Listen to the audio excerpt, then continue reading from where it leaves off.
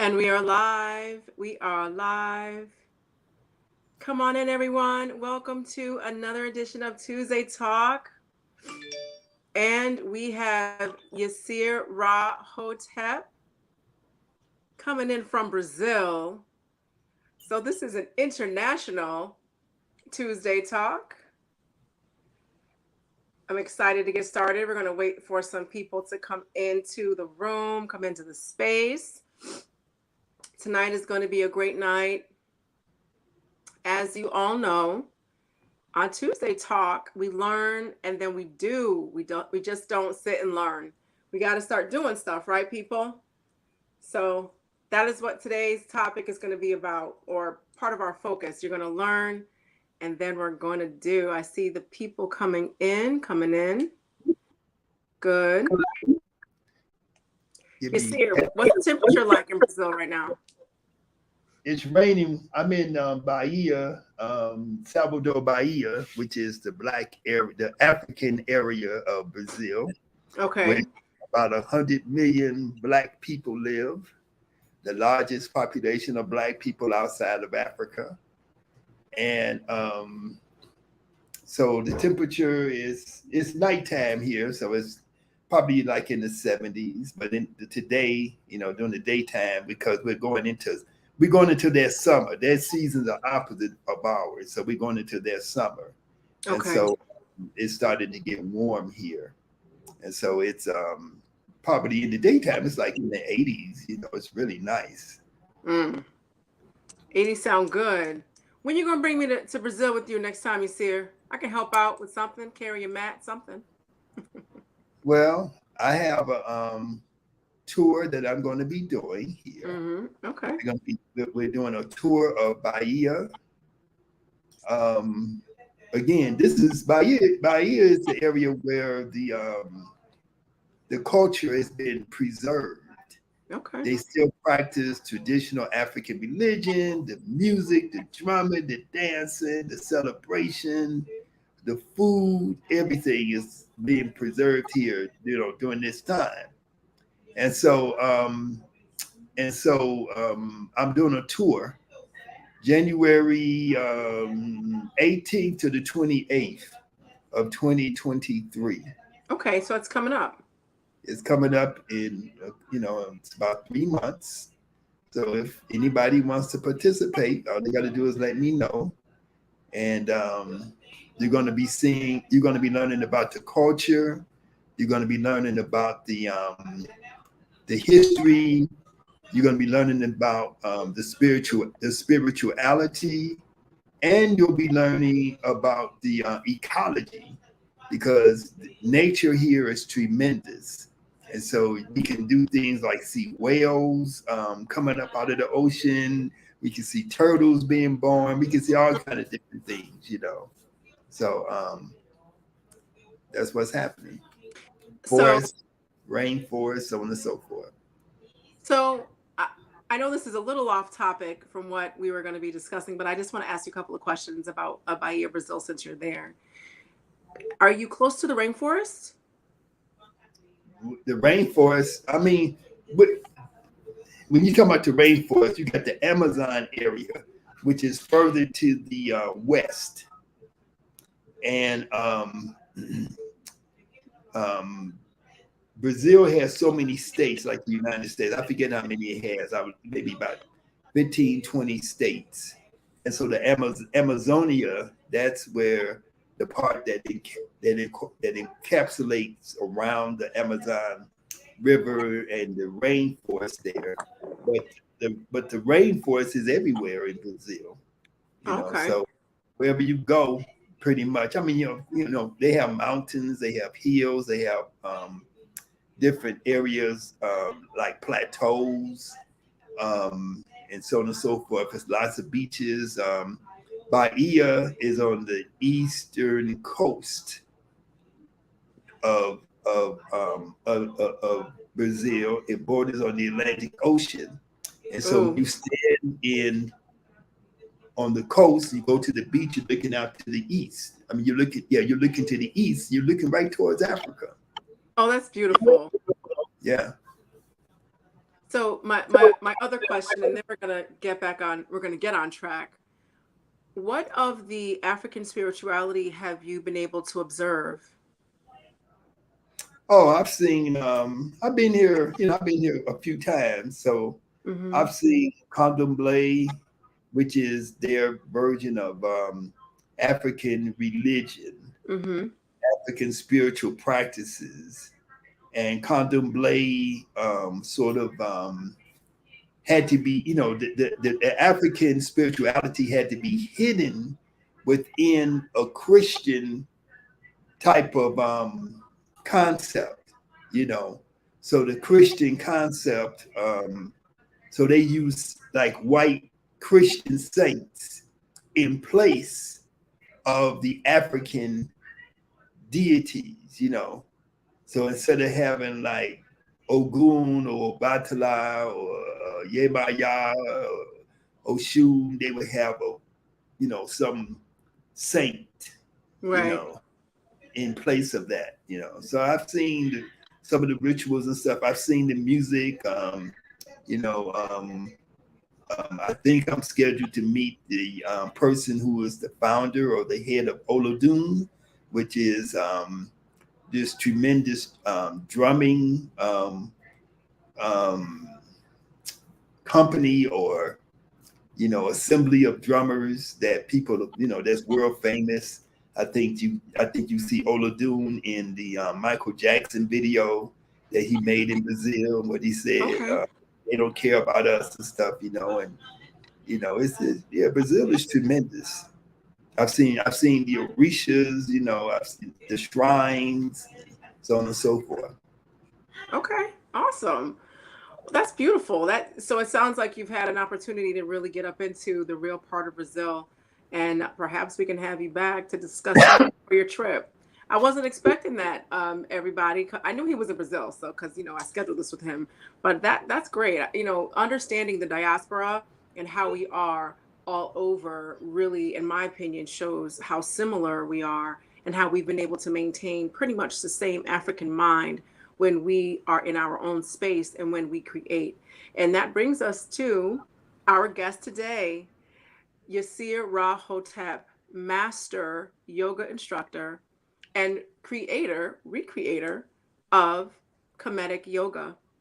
And today we're going to have a couple of different components to understanding what Kemetic yoga is, and of course, how it's beneficial to you so you can actually use it and not just do it and then go have like a cheeseburger from McDonald's. Like, we want to explain how this yoga can be, a segue into a healthier life. So, even though we've been talking and a lot of you know who he is, I'd like to introduce our esteemed guest this evening, Master Yoga Instructor Yirser Hotep. Everybody give him a round of applause. Yay. Well, thank you. Welcome, And Yirser. and let me say this before we get off the topic completely of Brazil. Okay. Another thing that's happened in Brazil is that we're Kemetic culture, Kemetic spirituality is being being introduced into the ecosystem of African spirituality here in Brazil. Okay. So so with Kemetic yoga, um, that I come here and I work with an organization called Casa de Ma'at, which is run by a sister named Rosa Netalino. And, we train and certify people in Kemetic yoga. Mm-hmm. Rosa is somebody who's able to create rituals using Kemetic principles, and she uses Kemetic chants and Kemetic, ritualized things in addition to the actual yoga practice. Mm-hmm. We have some very deep and powerful experiences down here in Brazil. I gotta go. Yeah, Rosangela is a member of the Shrine of yeah, Ma'at. Yeah, yeah, yeah. yeah. Yep. So who Yasir was just talking about, she's a member of the Shrine of Ma'at. So let's have a little let's give Kemetic yoga and yoga some scope.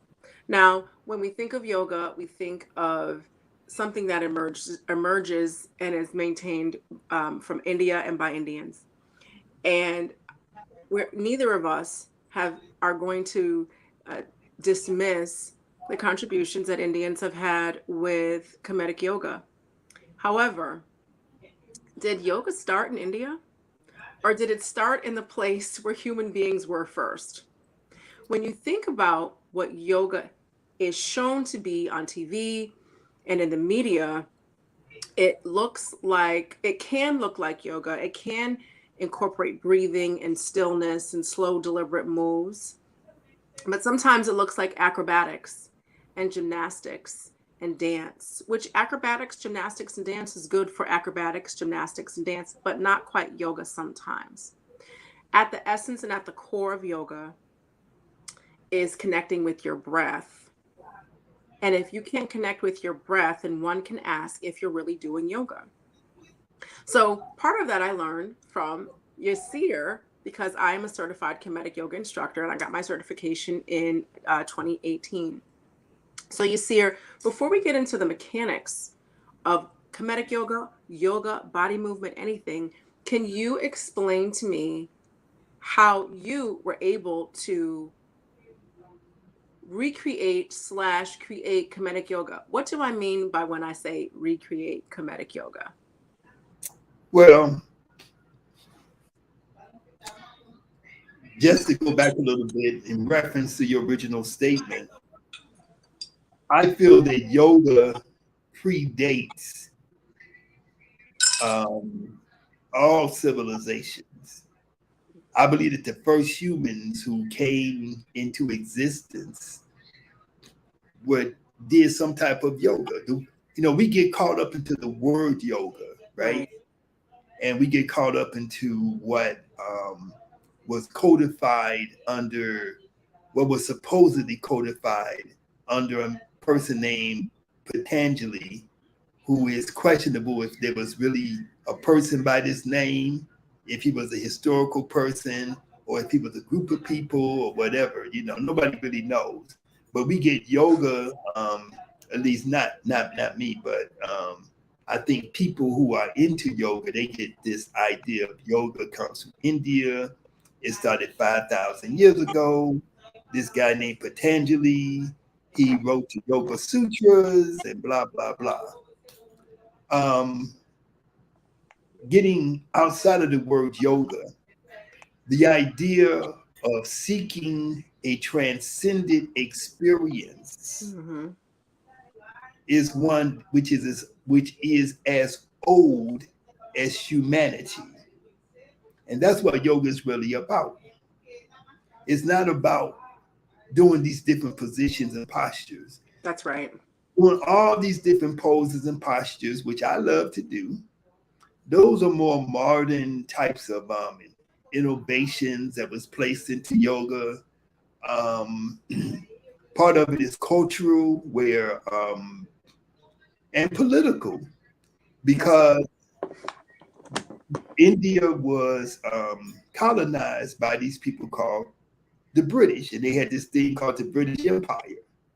And they forced or they persuaded or cajoled, whatever methods they wanted to use, people in their colonies to work for them, to be soldiers for them. And so in that process, they started to incorporate their gymnastic systems into the schools where young people were learning yoga, especially young men, right? Because they wanted them to develop strong muscles and stuff like, endurance and strength so they could be soldiers. And so when you see a lot of the more acrobatic and gymnastic and contortionist type of yoga, it's really coming out of those traditions that were um, introduced by the British. Now, that's not saying that people prior to that did not do, were not interested in putting their bodies into all kind of different poses and stuff. because we see in Africa, we see people doing this all the time. It's a natural thing people do. They try to put their bodies into poses. When you see capoeira, right? Like we in Brazil, but capoeira comes from Africa. You see, just like when you watch that movie, The Women King, you see them doing martial arts. You see them doing all kind of different things with their body. So to train the body, doing different movements and postures, learning different types of breathing techniques, because they discovered that when you learn these breathing techniques, they enhance your ability to concentrate, they enhance your ability to focus, and they also enhance your ability to heal. Our ancestors had knowledge of this. They practiced healing, they practiced stress reduction, trauma reduction, in the temples of Kemet. This is not something that just started in India. So people all over Africa, people in other parts of the world, engage in these different practices. The word yoga, we could be generous and say that the word yoga itself is a Sanskrit word and that it relates to India. But the idea of yoga, the idea of breathing, the idea of moving, That's right. achieving a transcendent state of consciousness is one which is as old as human beings, and so the first humans engaged in these practices without giving it a name. So I think it's important to understand what Yirser is saying. Breathing, moving your body, doing different, putting your body in different positions in different forms is as old as humanity. So what does that mean? As long as there's a human being, that human being is going to move their body. Period. So who are the first human beings on the planet? African people. Period. It's like when you have a child, what are they doing? Rolling around on top of their heads.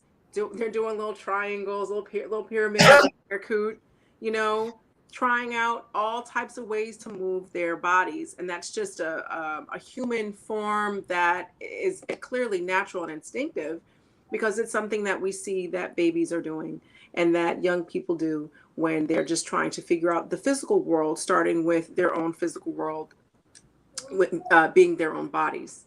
Now, one of the things that we do when we're talking about yoga is breathing in the belly like a baby. When babies breathe, they don't breathe in their shoulders. They're not doing this. They don't breathe in their backs. They're just asleep, breathing. Why am I using breathing like a baby as an example? Because it's something so natural that a human being that's been on the planet for seconds, 5 minutes, knows how to do. So that lends itself to understanding that the people who observe nature well enough to decode it, to put it in systems that we call math and science and engineering, of course, they're going to be able to look at the breath and understand how that's connected to the body. Now, the other thing that Yasir said was it was something called yoga, but we didn't put it in those. I'm sorry, it was breathing and it was yoga, but we didn't put it in those words. Why didn't we put it into those words? We didn't put it into that word because connecting with nature, connecting with the divine feminine, the divine masculine, the breath, the natures, the forces of nature, all of those things were natural, and our ancestors did not necessarily always name stuff because it was natural and it was there. We understood that. And that coincides with, and this is my interpretation, that coincides with the breath and with what would later be called yoga. Okay, so Yasir, let me ask you this question. Can you give us a little bit of bio, little understanding on who your teacher was and the work that the two of you did to recognize a yoga posture and say, hey, I'm looking at a yoga posture right over here. Can you kind of tell us how that came about? Well, I've been practicing and teaching Kemetic yoga for almost 50 years. That's 50 Right. people, Yeah, 50. older than Um, me. yeah. And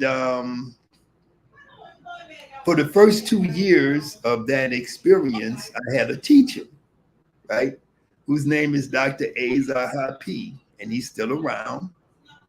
And during the time that I met him, I was also a college student at the University of Illinois, Chicago.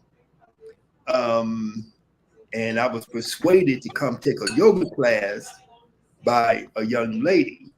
And eventually, um, you know, so when I consented to actually go to the class because I was resistant, um, I was already consciously African centered in my, in the way that I thought and in my knowledge base. So I knew what um, Dr. Ben, I knew of Chancellor Williams, I knew of these people in high school, right? I knew of Sheikh Anta Diop, I knew of John Henry Clark and many others, right?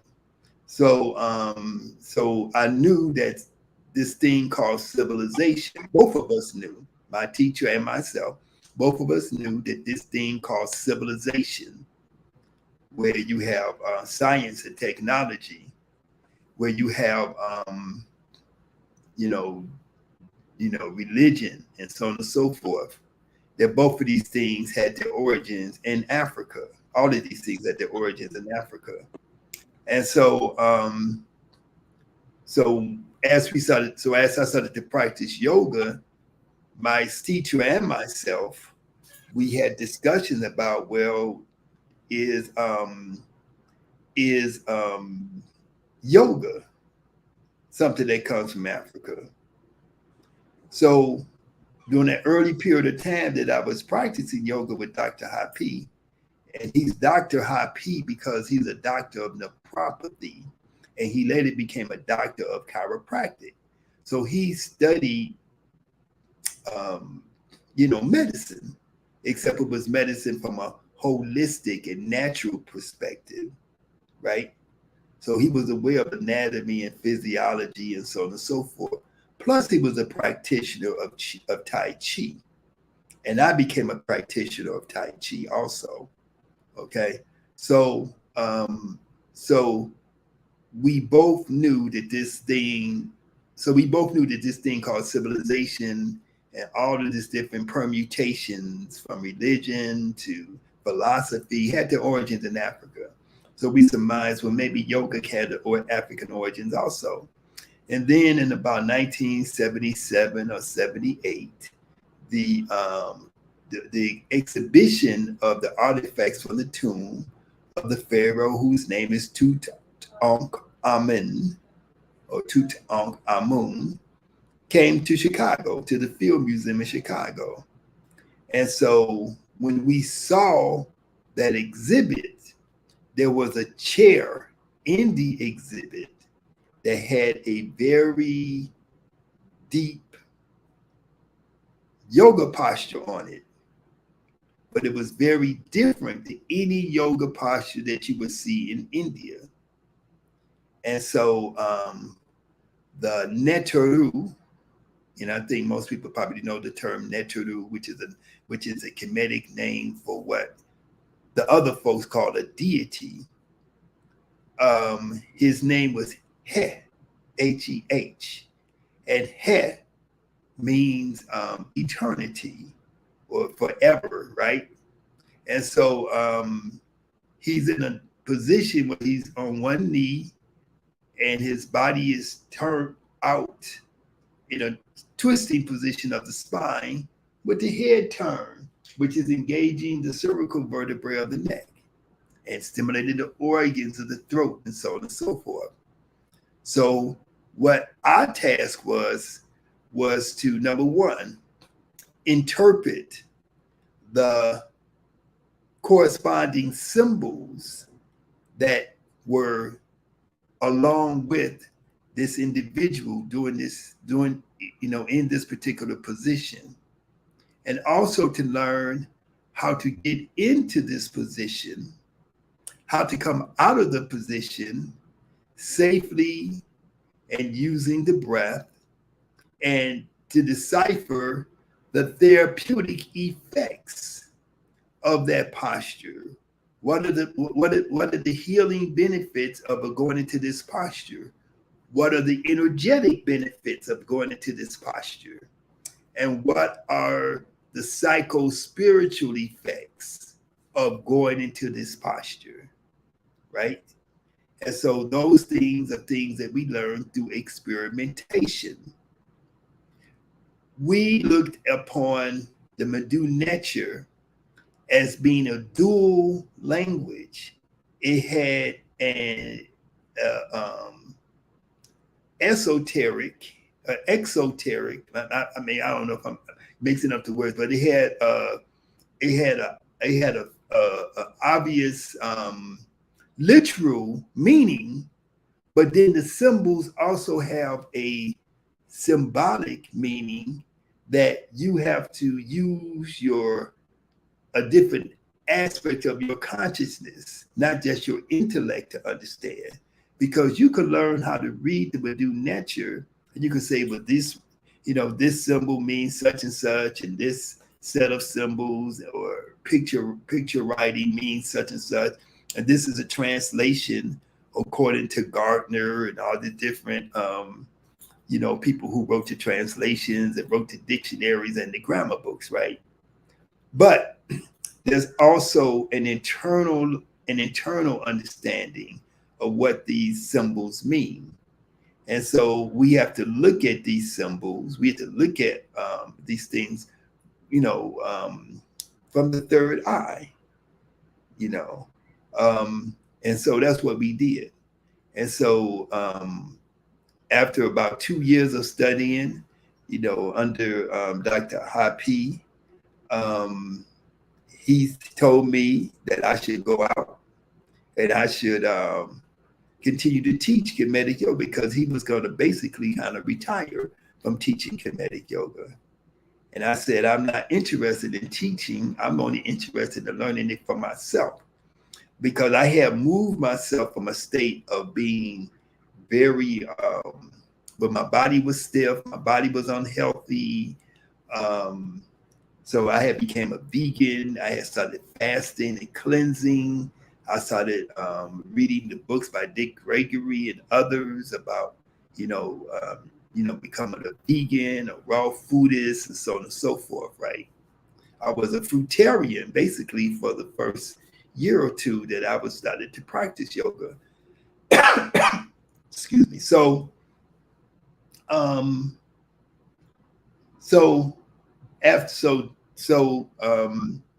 I consented to start to teach the classes that he was teaching and to start to spread Kemetic yoga. And so over time, I have added to my own research, which is both research from reading text, from traveling to Kemet, and experiencing the energy and the downloads that you receive when you are in those temples over there. And I have added to the vernacular of what we call Kemetic yoga, through that process, And so when I learned new techniques of Kemetic yoga and I start to teach people report back to me, oh, I feel so much better. My back doesn't hurt anymore. This injury I had to my neck has disappeared, and so on and so forth. And so that gives me a confirmation that the things I'm teaching, the things that I'm doing and sharing with people are actually effective. And oftentimes people say that they feel something above and beyond what they felt when they was originally just practicing Hatha yoga or Vinyasa yoga or Ashtanga yoga or Iyengar yoga and so on and so forth. They report to me on their own that they feel something above and beyond. They feel a more energetic flow. They feel a more connection to themselves. They feel more integration between their mind and their body and their breath.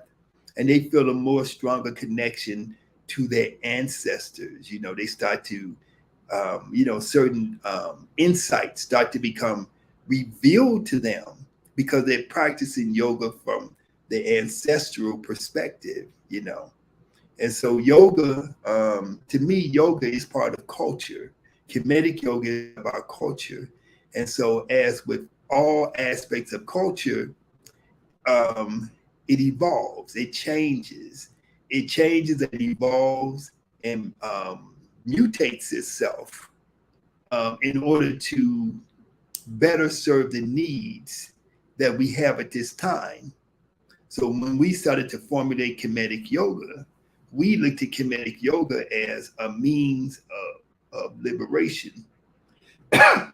We looked at Kemetic yoga as something that was going to help us to counteract the negative effects of racism and white supremacy and oppression and the generational trauma that we have been experiencing.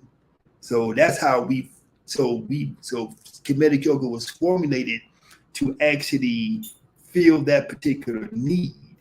So the philosophy, the practices, the dietary guidelines that we operate from, the fact that we operate from the principle of Ma'at, because our goal, just like your goal, is to restore Ma'at, because that is the foundation of African civilization. Restoring, maintaining Ma'at, and restoring Ma'at when Ma'at is absent. And so that's what Kemetic yoga is about.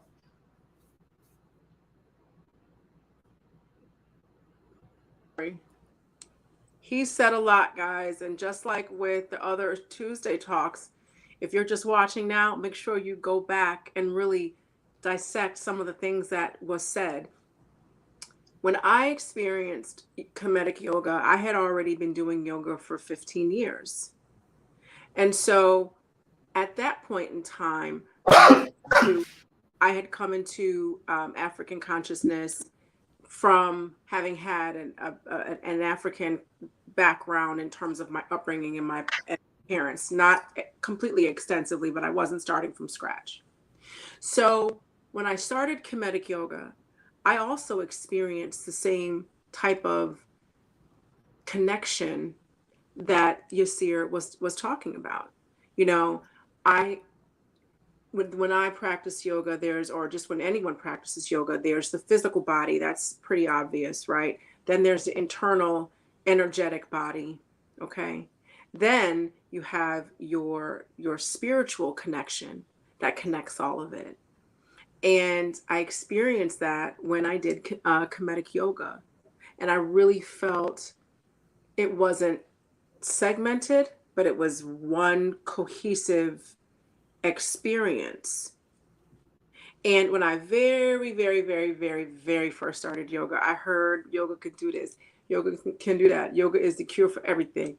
You can fly to the moon with yoga. I was like, I don't believe all of that. But when I practiced it, I did experience those things. And when I practiced Kemetic yoga, without Yirser saying, you're going to experience this, this is going to feel integrated. You're going to have a spiritual experience and connection. You're going to be able to access the ancestors. Yirser didn't say all of that. He didn't say that. That's something that you experience when you are practicing it. Because just like he said at the beginning, in the way that you interpret Kemetic yoga, you got to use your intuition, the same intuition that our ancestors had when they were able to connect our breath to the body to have those kind of experiences as well. So Yirser, now guys, ask some questions. Y'all know the deal. You can put some questions in the chat. We have the master here. He can answer some of these questions. So let me ask you this question, Yirser. We have our intuition. These are our levels. Our intuition with the third eye. We have our energetic body. And then we have our physical body. Then we just have our bodies. Our bodies coming up out the bed. Maybe we have a little belly. Maybe when we look down, we can't see our feet. Our back might hurt. We might have a whole lot of ailments that prevent us from thinking that we can even start yoga. What type of bodies can do yoga, Yirser? Everybody can do yoga. That's right. Okay. Because what is yoga? It is your mindset. So everybody who has a brain, everybody who has a mind, they can do yoga because it's part of, because the most basic and fundamental aspect of yoga is how you think. Okay. How do you think? The other aspect of yoga is breathing. Everybody who has a nose, who has a windpipe and some lungs, they can breathe. And if you breathe consciously, That's right. then you are practicing yoga. Yoga, if you have a physical body, if you're in a wheelchair, if you're on crutches, if you're not a quadriplegic, you can do yoga. And I even have people who are quadriplegics who are being taught how to do yoga and are making progress, in their bodies and their minds because they are actually moving or helping to be moved in certain ways that helps to reconnect the damaged network, the central nervous system that feeds into the brain and that have been disconnected from the limbs and so on and so forth. And the story of Asar was cut into 14 pieces, right? He was dismembered at certain points in his joints, right? And then his body was put back together. So his members of his body were remembered. He was put back together again. Right.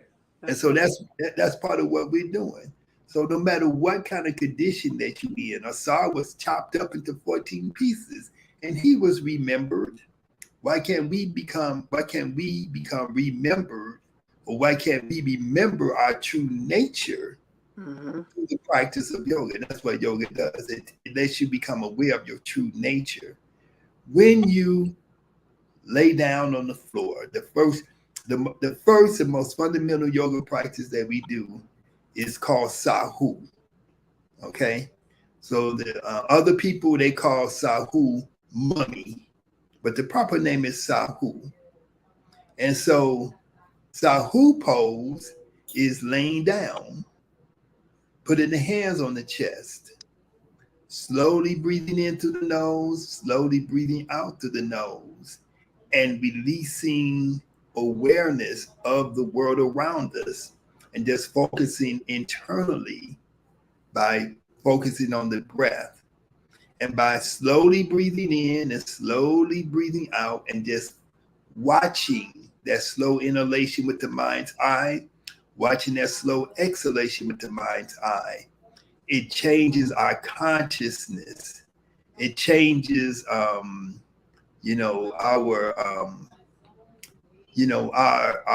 awareness of who we are, where we are.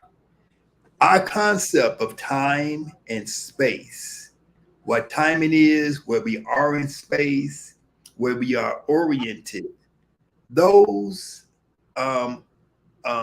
concepts, those faculties are functions of the brain. They are functions of the brain being conditioned by our environment. So when we withdraw our awareness from the environment and we just focus on pure breathing, then we go into a deep state of relaxation. We go into a deep state of focus and concentration.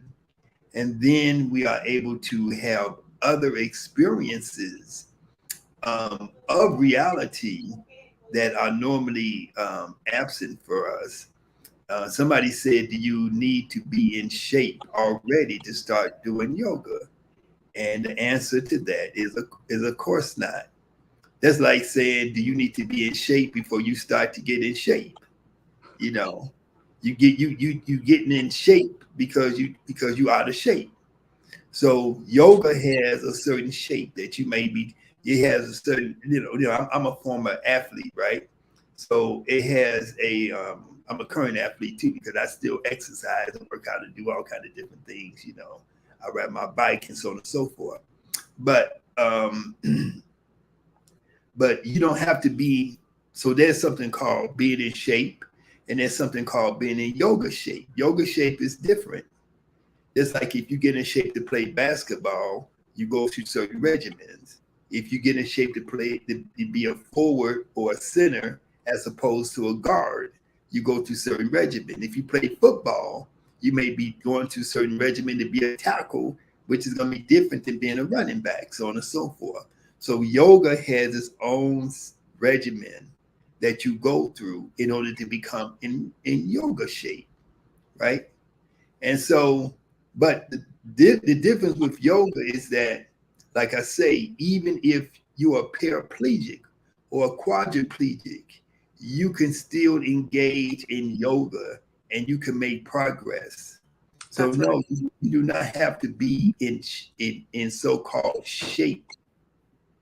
The purpose of doing yoga is that not the purpose, but one of the effects of the practice of yoga Right. is that it will increase your flexibility.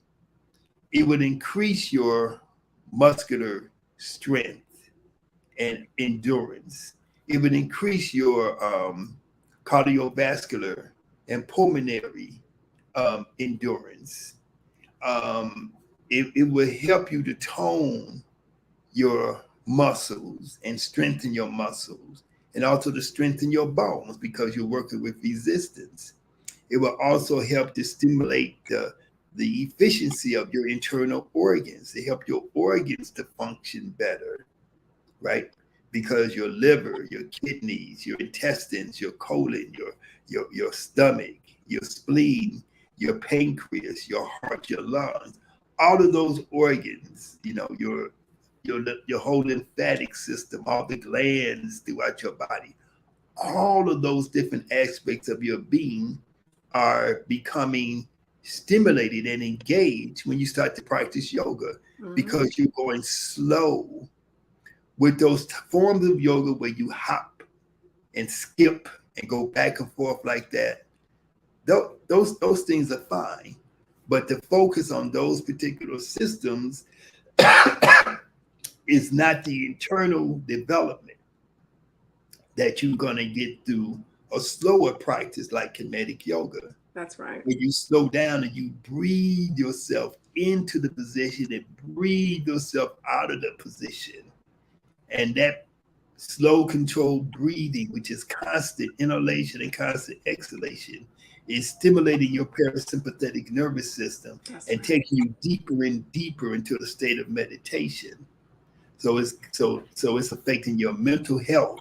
It's affecting your spiritual health, your spiritual well-being. It's relieving pressure, relieving stress, and also relieving trauma.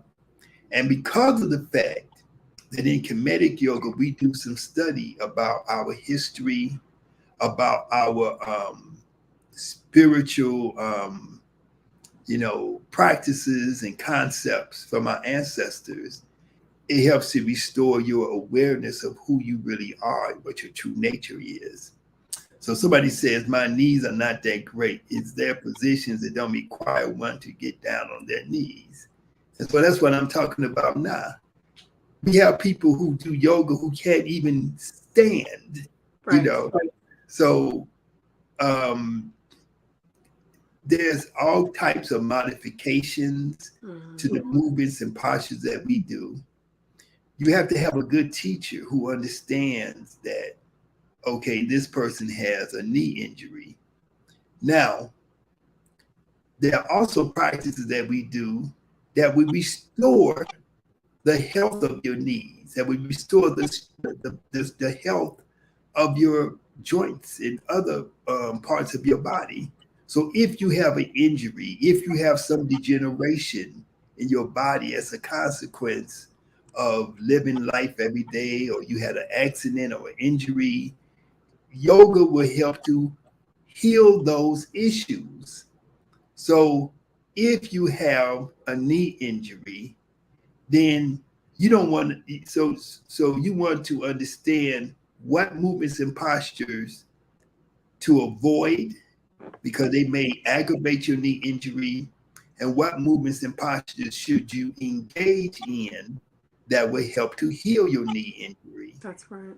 And part of that is going to be based upon the quality of your teacher. Our teachers in kinetic yoga, we are trained to know that people with knee injury should not do this particular posture, but they should do other postures that's going to help their knees. And then over time, as the knees develop, as the knees become more healthy, we can introduce them into more practices that may challenge the knees, you know. So no, if you have a knee injury, you want to do yoga, and your teacher will teach you what poses to avoid and what poses that you should engage in. That's going to actually be therapeutic for your knees. Yoga, and especially kinetic yoga, is supposed to be a therapeutic experience. And so kinetic yoga is designed to be a therapeutic experience. And as I said previously, my teacher was a naturopath. A naturopath is not a naturopath. Like say Dr. Africa was a naturopath. A naturopath does manipulation of your body, to align your energy, to align your skeletal system, to align your musculature system, to stimulate the production of to stimulate blood flow, to stimulate the organs to function better, to stimulate the parasympathetic nervous system so your body can actually heal itself better.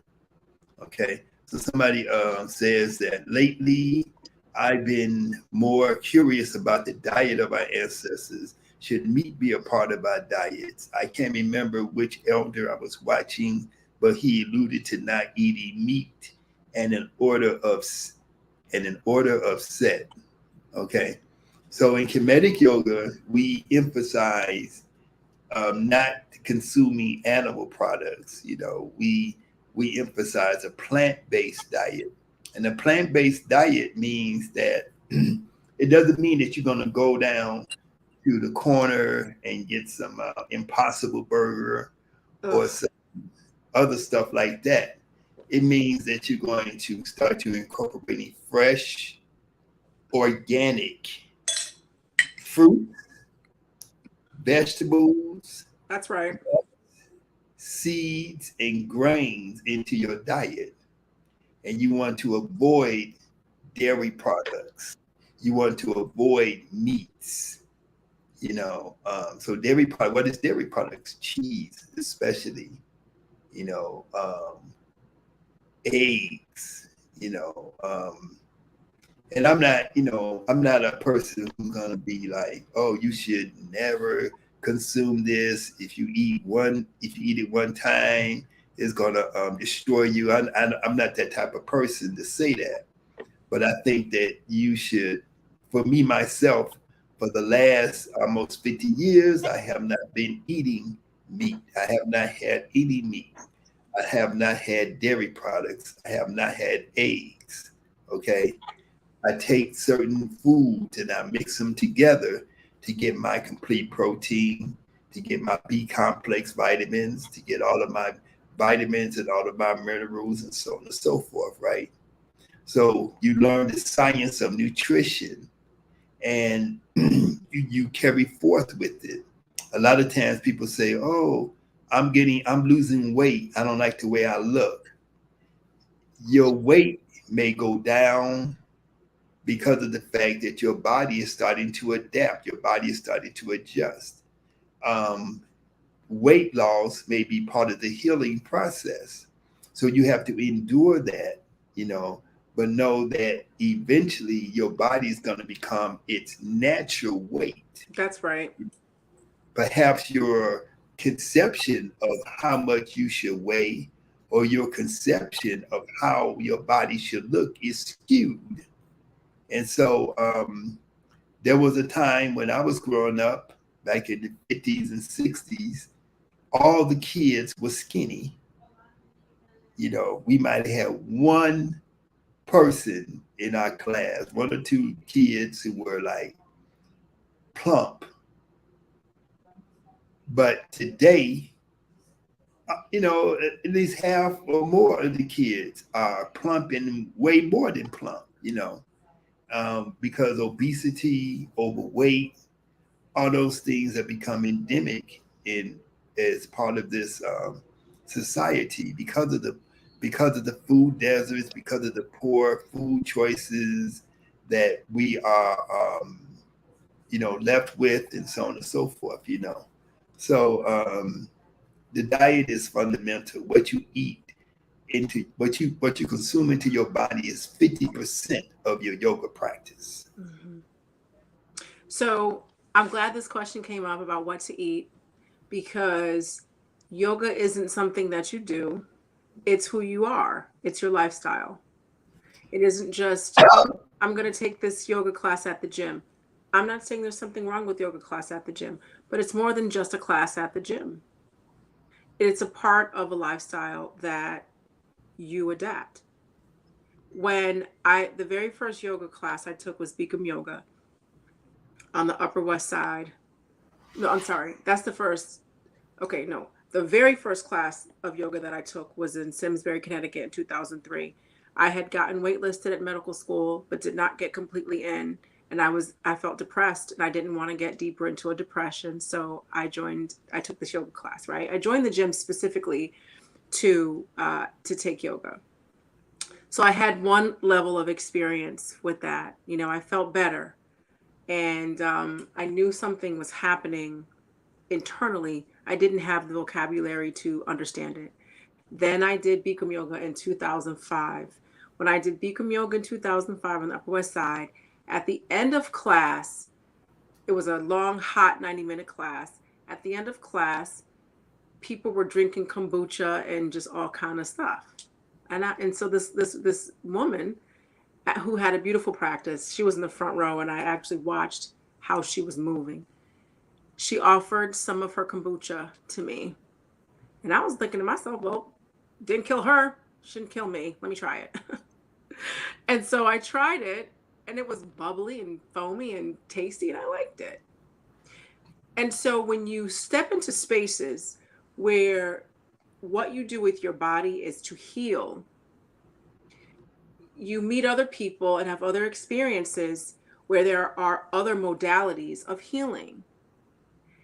The only reason why food would be considered a modality to heal is because it's been so distorted in our consumeristic society that food isn't used for what its intent is, which is, yes, to satiate hunger and to nourish the body, but also to heal. So a part of a yogic lifestyle, a comedic yogic lifestyle, includes what you eat, because you're just not moving your body for moving your body's sake. It's what you do. It's how you live your life.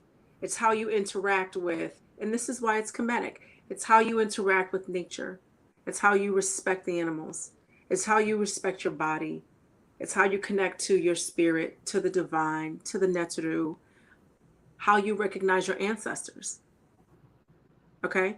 So, because our ancestors did this, and we see it. We see what they left behind for us to do. So the food is definitely a part of that. Some might argue, well, we see that offerings had meat. The meat nowadays is like schmeat. You don't know what it is. And you don't know what happened to that animal before it was butchered, as opposed to a sacrifice to the ancestors thousands and thousands of years ago, when an animal was an animal and you knew what it was, and there was a ritual behind the sacrifice before it was given as an offering. Okay? In 2022, being plant-based or being vegan, just like what Yirser said, doesn't mean getting fake food to mimic meat. And if you read the ingredients, it says something along the lines of, there is a bio engineered food item or food component. What is that? What is that? At least when they were abusing the animals, you knew it wasn't an abused animal. What's the bioengineered food item? Mimicking meat is not plant-based. That's mimicking meat. That's introducing a foreign object. We don't even know what that is. Greens, grains, old grains, nuts, seeds. I do have oat milk creamer, but don't tell Yirser, but I have that with my coffee sometimes. So it's still vegan. So maybe I cheat a little tiny bit, but I have that as well. All kinds of berries. You have blueberries, strawberries, blackberries, raspberries. You can have that with some almond milk or oat milk or something like that. You could put a beet in there, pineapple, banana, have a nice smoothie. If you have one of those, it might take you from the morning all the way into mid-afternoon. A big smoothie like that. You've got beets, that's good for blood circulation, help lower your blood pressure. You've got potassium in bananas. You've got antioxidants in all those berries, blueberries, blackberries, raspberries, strawberries. And here's the cheat code. Put whatever fruits and vegetables you want in. If you're starting, just put it in the blender and put in pineapple and or a Granny Smith apple to make it sweet. And along the way, you can learn what different greens and vegetables provide and what different fruits provide. And you can have a more sculpted diet, meaning what you eat for you and for your needs. Let's say you need to lose weight. How are we losing weight? More greens, more fiber, fast, do an enema. Yes, fellas, do an enema. I'm going to talk about enemas in a second. If you want to increase your blood circulation, drop your blood pressure, you can take some beets. And there's something else that escapes me. Oh, you want to sweeten something up? Use a pitted date or figs. I have a sweet tooth, people. There's no reason to not enjoy what you eat, okay? Get a nice juicer. You can get your green juice going on. It can be really fun and interesting and exciting and sometimes disastrous when you're trying something new, but you have to go into it with an open mind and just be open for the experience. That's my advice. Be open for the experience of learning something new and realize sometimes it's going to go wrong. It's going to be nasty, but since you paid for it, you're going to eat it. If you go into it with those two things, open-minded, and you're going to eat it anyway, it just becomes what you do. Just like whatever you're doing now is what you're doing now.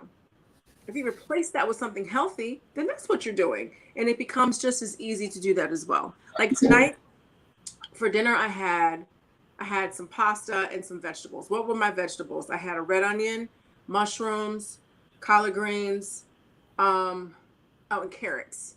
Because I like to just clear out all my vegetables when I think that they're getting a little, not old, but it's time to eat them, right? And so I just boiled the pasta. I sauteed the veggies, took the pasta off, drained it. Then I cooked my kale down.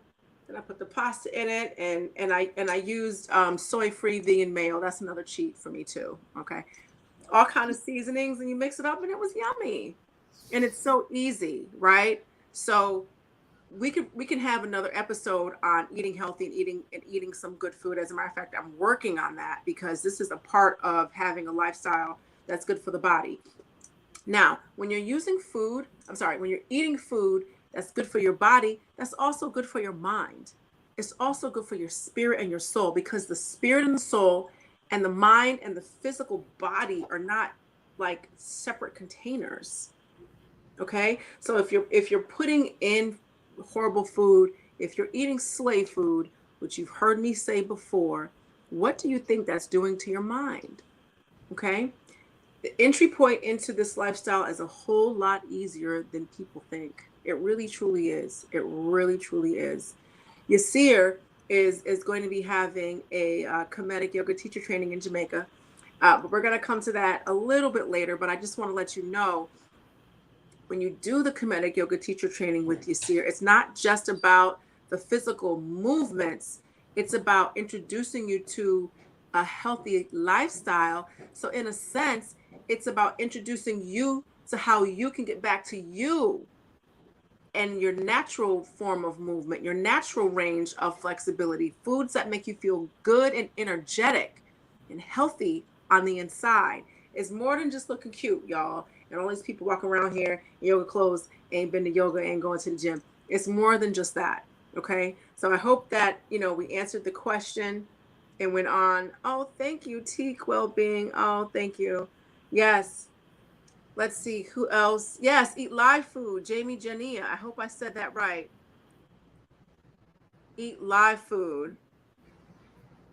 Question Me said that part, my life is changing and my relationship with food is definitely the next big thing I have to understand about myself. Yes. So be kind to yourself when you are learning about food. So much of our food is not real. There's a lot of misinformation. We're given misinformation on purpose. If you use the traditional food chart, it's a bunch of starch and heavy meats. It slows down your body. As Pan-African Black people, we eat slave food sometimes. We'll take a can and put grease in the can and put it on the stove because we don't want to mess up our pipes in the kitchen, but you put that in your mouth. You think that the damage that you don't want to happen to your pipes is not happening to your body? Come on, right? So if you came up on that and you grew up on McDonald's and bodega food and now you're trying to make a change, and I'm not just specifically speaking to anyone in particular, I'm just saying in general, and we have all these portion sizes, then be kind to yourself as you learn to deprogram what's been told to you is food, okay? For those of us who, my mama cooked fresh food all the time, and when I wanted McDonald's or pizza, I had to wear her down for days. So it's easier for someone like me to just jump into something healthy, even though I eat cookies too much. That's because I have a sweet tooth. So when you go on this journey of eating healthy, then just be kind to yourself. All right. Let's see. I would say to people that Huh? you need to have a community around you. You should Right. get, if you're going to change your diet, it's good to be like in a support group, where, you're in a like-minded group of people. You can go on a cleansing regimen together, go into a Mhm. fast together so that you can support each other. You can go into, a diet change group where everybody is changing their diet at the same time, learning the same information. And you need to have some kind of a teacher who can teach you the proper ways of doing these things, you know.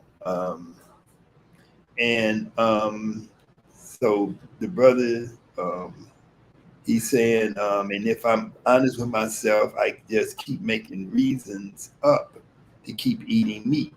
Yeah. So, that's okay. You can make up reasons to keep eating meat, but eventually, you have to come out of that type of a mindset and Mhm. start to understand that, you don't really need that. And you have to find, you have to do your study, do your research to find alternatives. One of the things that people do, excuse me, that make them think that they still need to eat meat is that they don't get enough B complex vitamins. So what we do in kinetic yoga, we teach people how to use superfoods. So we use superfoods that can have a high degree of B complex vitamins. They have all your amino acids. They have your vitamin C, all your minerals and stuff. So we use things like bee pollen, spirulina, Mhm. moringa. Um, we use mushrooms like reishi, like lion's mane, turkey tail, stuff like that. Cordyceps. You can buy these in a potted form. You can use those as to mix in with your smoothie. You know, um, and when you mix it with fresh juice, you're going to get your vitamin C. And so that's going to help your B complex vitamins to be absorbed. It's going to help your amino acids and your iron and your calcium to be absorbed, into your body. And so a lot of times you have to, just know what you're doing and just take your time and know that, you're doing something that's really going to benefit you, but you got to take your time. Even if you go up and down, suppose you slip up and you say, "Oh, I stopped eating meat for 6 months or 6 weeks or something. I ate some more. I ate meat. I got back into that thing, back into that cycle again. That's okay. Just because it's very hard to break that habit. Mhm. So one of the things that we teach in yoga, we talk about yoga skills, and one of your yoga skills is being non-judgmental towards yourself. That's One of right. your yoga skills is not punishing yourself for not being everything that you want to be at this point in time, because you're never going to be everything that you want to be, but you want to be in a steady state of improvement, during the time that you on this plane of existence. Okay.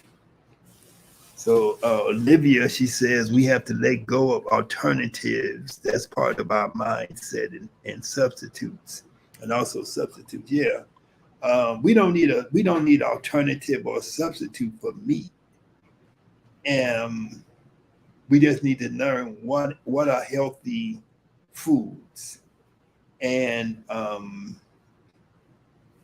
meat is not. Meat is simply not something that your body needs. We eat meat. Human beings developed the habit of eating meat because they needed a source of protein. The anthropologists, some of them some types of anthropologists, they try to claim that the human brain developed the way that it did because when people started eating animal products and stuff like that. That's a theory which I don't necessarily, agree with, because I know that you can get all the nutrients for your brain, from vegetable sources. So you don't need to have a substitute because eating the meat is not even the proper thing to do in the first place. So you don't need to substitute for it. You just need to do the right thing and eat the right types of foods. Yasir, can you give us your website? And Cheryl, can you put it in the chat so we can post it so people can start to see some of the contact information for Yasir? So Yasir, what's your website? Kemetic, KEMETIC, yoga skills, YOGASKILLS.com. Okay. All right. So I'm going to wait for that to be put in the chat. Now, we have a couple of good questions that I would like, for you to answer. Can you tell us the difference between organic and, one question, what's organic and why is that important? And then what is alkalinity? We hear alkaline this, alkaline that. Alkalinity is key. So can you first let us know about organic and then alkaline? Well, you have two things. You have organic and you have conventional. Organic means that it is fruits and vegetables, and they also put some type of meats and dairy products, animal products into organic also. But organic means that the food was not produced using chemical fertilizers, insecticides, or insecticides, and whatever else that they may use to grow crops with. Um, the soil that the crop is grown in, it needs to have been free of these types of chemicals for at least 5 years before the food that's grown in that soil can be called organic. And I think the USDA, United States Department of Agriculture, USDA actually oversees the enforcement of organic food laws and policies. And they, to my knowledge, they do a good job because a lot of times people are skeptical about organic Right. They say, "Oh, I don't believe it's organic. I'm just gonna buy the conventional." If you are buying organic fruits and vegetables, you are able to taste the difference over time. You can. You can look at the fruits and vegetables sometimes. You can see the difference in how they look. Yep. You can see the difference in how they taste. Organic, soft fruits, like, say, peaches and plums and grapes and strawberries, blueberries, those things should never, ever be eaten unless they're organic because the chemicals that they use to produce them um, soak themselves into the flesh of those fruits. You can't just clean the surface of them and think that you got rid of them because those pesticides, insecticides, and so on and so forth have become part of the makeup of the actual fruit. And so you always want to buy anything that has a soft skin. You always want to buy it organic. Anything that has a like as I say, an apple has a little bit harder skin. Apples, most of your apples that you buy, even if they're organic, they have a wax film on them. The wax is a food grade wax, which is not that, it's not going to harm you, for the most part. But you can wash that off. They do a lot of stupid things with fruits, like to make them look a certain way, because Americans are programmed to look at something and they look at an orange, they look at an apple, they think it's supposed to look a certain way because of their conditioning. And so the industry has made fruits look a certain way by putting waxes on them to make them shiny and all kind of things which are really just dumb, you know. Um, so you really want to use organic fruits and vegetables, things like broccoli, cauliflower, kale greens, cabbage, any of your vegetables, any of your fruits, you want to get them organic. You know, you also want to get organic if you eat things like brown rice, you want to get that organic. If you eat things like lentils or beans, you want to get those organic. You know, you want to basically eat organic as a principle. People talk about alkaline. I don't, me personally, because I think people have gone overboard with this idea of alkaline. If you're a vegetarian, if you're a vegan, if you eat a lot of fruits and vegetables, you're already alkaline. You don't have to spend $5 for a gallon of water because it says alkaline on it. Let's eat alkaline foods. If you eat meat, that's acid. If you eat cheese, that's acid. If you eat fish, that's acid. If you eat some collard greens, some kale greens, some broccoli, some cauliflower, that's alkaline. So let's eat it. And you'll be alkaline. You ain't got to worry about it. You don't have to be like on this crusade to only eat alkaline foods and stuff like that. I think that the people who have propagated that idea that everything has to be alkaline, I think they went overboard and they got people becoming too obsessed with that. That's my opinion. I have that opinion as well because the body has certain systems that have to be acidic, like your stomach acid. And, everything is not just this one big container. When you put it in your mouth, everything is this one big container. We have different organs, different systems, different spaces that need to have their own pH. And so I think that for as far as the alkalinity is concerned, that's something that we should just research. What does that mean? Which systems in our bodies have to be alkaline or acidic or close to neutral? And just like what Yirser said, if we're eating what we're supposed to be eating, then the pH is probably something that doesn't have to be the focus. Just real food, organic food, and healthy food should be our focus. For me, my rule of thumb, and this is me, if it did not exist when my great grandmother was alive, it ain't food and I ain't eating it. Because how Well, you inventing food? That's how I I mean, feel. the worst foods people can eat are things like, I call them Franken. There's like Franken food. Frankenstein food, yeah. Yeah, I'm not even, like the Beyond Impossible Burger and Beyond Meat and all that kind of stuff. I mean, that's one thing. You don't want to really consume too much of that stuff. But, if you eat that sometimes, it's way better than eating a Twinkie. It's way better than eating a Big Mac. It's way better than eating all these other stuff, a hot dog that people eat.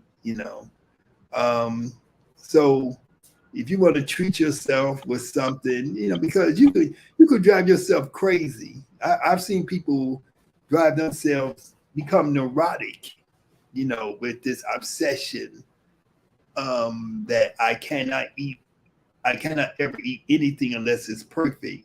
And then they can't really live up to that expectation. So then when they fall down, they become neurotic and they become depressed and they become this, that, and the other. And they feel ashamed of themselves because they ate a cookie, or ate a this or ate a that. And you go and you eat that stuff, and then you eat it in every blue moon, and then you let it go. But agonizing over how much pH is in how much your alkalinity of your water, as if you don't eat other foods. If you just get a bottle of spring water, or you filter your water, you drink that, and you eat fresh fruits and vegetables, organic, you're alkaline already. You ain't got to be like, oh my God, my water is not alkaline enough. I might buy me a $3,000 machine that's gonna give me alkaline water. That's just my perspective. I think that everything has to be in balance. Everything has to be in perspective. Um, a lot of the diets that people say they go on, they say this is an alkaline diet, this is that. Um, and the thing about it is that it's not because the diet is alkaline, it's because it is healthy. Right.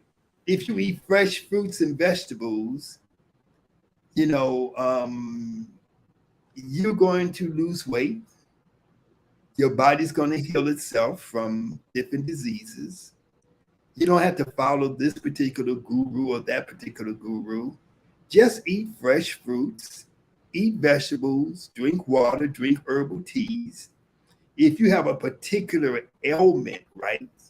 Like say you have lupus or you have fibroids or then you might have to go really, you might have to go in really much more deeper about certain things, about what you should take out of your diet, what you should put into your diet, and so on and so forth, because you're working with a particular ailment.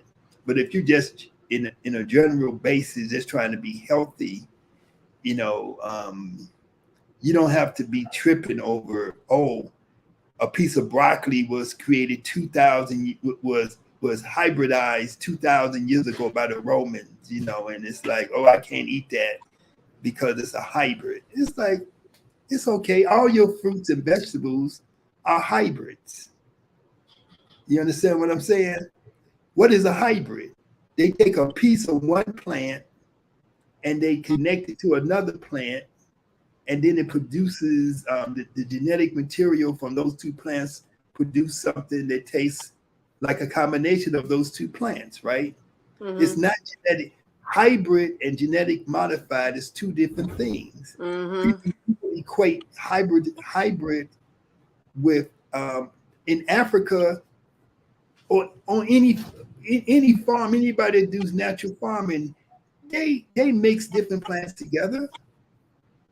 You know, that's how you get certain. That's how you get nectarines and certain type of plums and so because they're hybrid.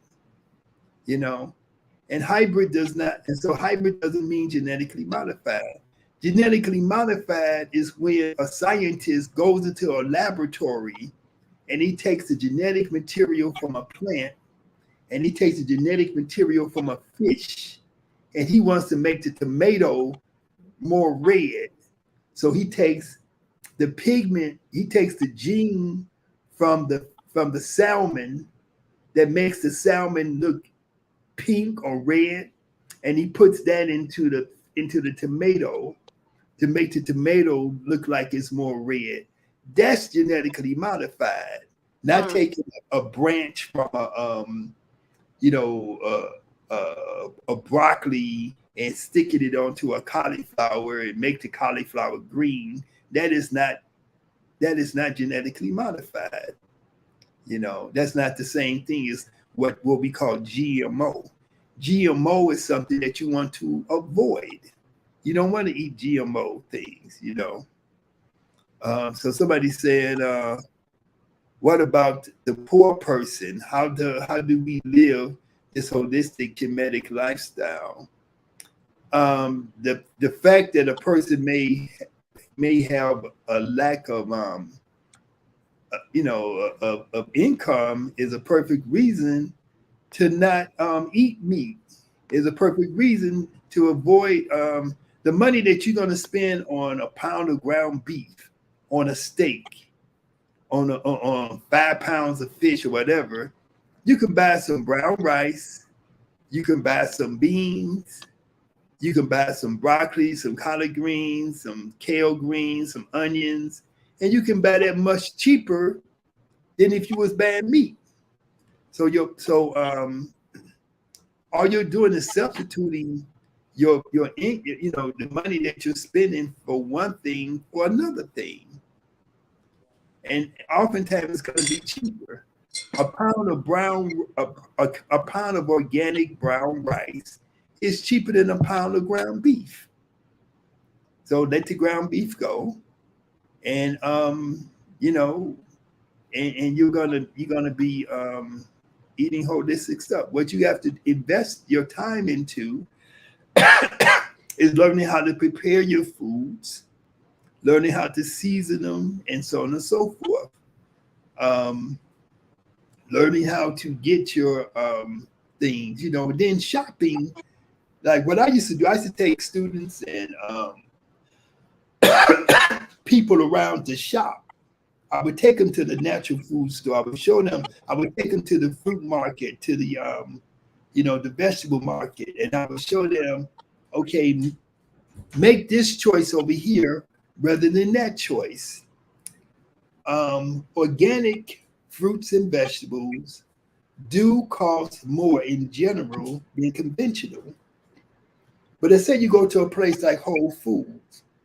Whole Foods have their own little brand of food items that they sell called 365. And so you get the Whole Foods brand and you're going to get a discount. Plus you get to Amazon Prime, you're going to get a discount. Unfortunately, Whole Foods has run almost all the other smaller health food stores out of business because they have a big excuse me, they're like a big company that has a greater capacity than the smaller health food stores. So you don't see the small health food stores anymore. And actually, when you go to the smaller health food stores, a lot of times the food costs more when you go there than when you go to a place like Whole Foods. So you have to put some study into it, and you have to consciously look at prices, look at ingredients, look at whether something is conventional or organic. When you buy an organic fruit or vegetable, you can look at the little tag, and if it begins with a 9, that means organic. That's a fact. If it begins with a 4, That means conventional, so on and so forth. But you always want to see that little 9 at the beginning of that long number. And so the first thing you have to do is don't get caught up into the stereotype that eating natural, eating healthy is more expensive. It's more expensive to have cancer, heart disease, stroke, diabetes, obesity, so on and so forth. It's more expensive to have those diseases than to go buy some organic broccoli. And also, so thank you for that, Yasir, and breaking down, different options for healthy foods. I mean, to the meal I made tonight, I don't know how much it cost, but I just cooked the vegetables that I had in my refrigerator with some pasta, basically, and my seasonings and some cooking oil. Okay. Another thing you can look into, or any of us, and we all should be able to be in control of the food that we eat, is to grow our own food and to grow as much food as we possibly can. In previous Tuesday talks, I've had Let's Grow Inside at Robert Gilchrist. He was on with Let's Grow Inside, and the focus was on legally growing medicinal marijuana, if that's something that you want to grow. But you can also grow other foods. You can grow the kale and spinach and collard greens, like dark leafy greens, bok choy. You can grow that. Lettuce is so super easy to grow, and I'm talking about growing inside. You can, if you have a small garden plot, you can plant garlic around late September, early October in the Northeast, and you can grow garlic in cold climates. And then in the spring, you harvest your garlic and you plant your onions. Okay, so learning how to grow your own food, you can get those growing towers and grow that in your kitchen. Remember chia pet back in the day? That's growing stuff. That's basically what that is. You can grow microgreens. There are a lot of options of what you can grow in your home. And of course, that depends on the size of your home and how much you're willing to invest in it. It's like what you see was saying, all of those diseases are awful diseases. And not only are they expensive financially, they're expensive. They take your time and your vitality in life of your life. You want to have a vital life while you are here, you know? And so that's something that I would look into. There are farmers markets. You can look into getting to know your own farmers in your local area. There are food co-ops. There are a lot of different ways that you can grow your own food or find low cost food. And, There's Go ahead. you could also and also in answer to Buddy's question, like what you just said about co-ops, get 5 of your friends together and buy in bulk. We used to go down to the big market where the trucks would come in and bring the food, because of the fact that and then we would buy like a case of apples, a case of oranges, and we divide it up not between ourselves, because so you have to be innovative. You can't just say, oh, I'm poor, so I'm just going to eat some crap. The consequences for your health is going to be very expensive. That's right. You have to deal with those things. Yasir, before we get into answering that question, I do want to go back to when you said something about organic. Couple of things. Fruit naturally has seeds. So when you see something that is organic and seedless, I ain't buying it.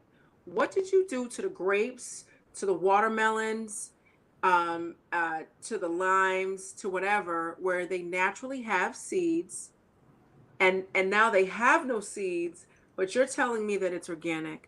Technically, it might be organic because of the rules with the pesticide and the soil and stuff that Yasir mentioned earlier tonight. But if a fruit doesn't have seeds, it ain't organic to me.